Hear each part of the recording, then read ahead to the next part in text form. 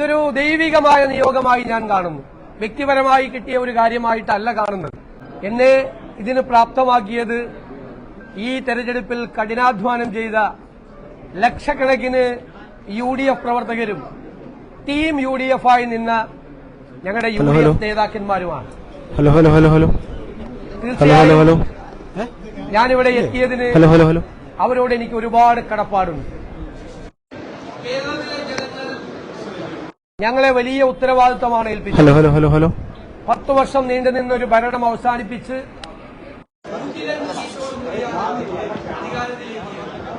ആ ജനങ്ങളോട് ഞങ്ങൾ പറഞ്ഞ കാര്യങ്ങൾ ഒന്നൊന്നായി ഞങ്ങൾ ചെയ്തു, കഠിനാധ്വാനം ചെയ്തു, പൂർണ്ണമായ അർപ്പണബോധത്തോടെ ജനങ്ങളുടെ ജീവിത നിലവാരം ഉയർത്താൻ, കേരളത്തെ മാറ്റിയെടുക്കാൻ, പുതിയ ഒരു കേരളത്തെ സൃഷ്ടിക്കാൻ, ഒരു പുതിയ യുഗത്തിന് തുടക്കമിടാൻ ഞങ്ങൾ എല്ലാവരും ചേർന്ന് കഠിനാധ്വാനം ചെയ്തു.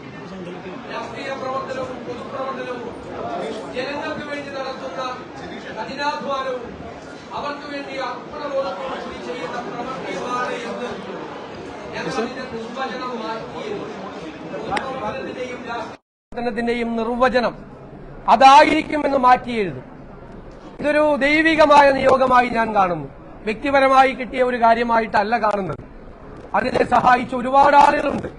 ഈ വലിയ വിജയത്തിന് ഞങ്ങളെ സഹായിച്ചത്, ഏറ്റവും കൂടുതൽ സഹായിച്ചത് AICC ആണ്.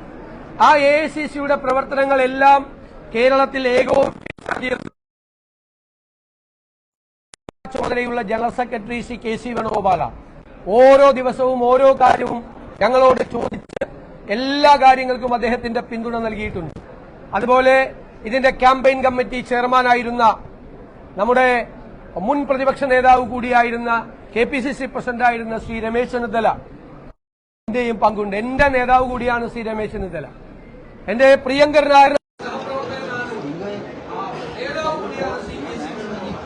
അവരെ എല്ലാവരെയും പൂർണ്ണമായ വിശ്വാസത്തിൽ KPCC പ്രസിഡന്റ് ശ്രീ സണ്ണി ജോസഫിനോട്, അതുപോലെ ഇവിടുത്തെ ചുമതല AICCയുടെ ചുമതലയുണ്ടായിരുന്ന എല്ലാവരോടും, അവരുടെ ക്യാമ്പ് ചെയ്താണ് ഇവിടുത്തെ പ്രവർത്തനങ്ങൾക്ക് നേതൃത്വം കൊടുത്തത്. എല്ലാവരോടുമുള്ള നന്ദി ഞാൻ പ്രത്യേകമായി പറയുകയാണ്. You have reached the complete wedding mall in Kerala. രാജകുമാരിയുടെ വിവാഹ വസ്ത്രം അതിഗംഭീരമാക്കാൻ പോകുന്നു.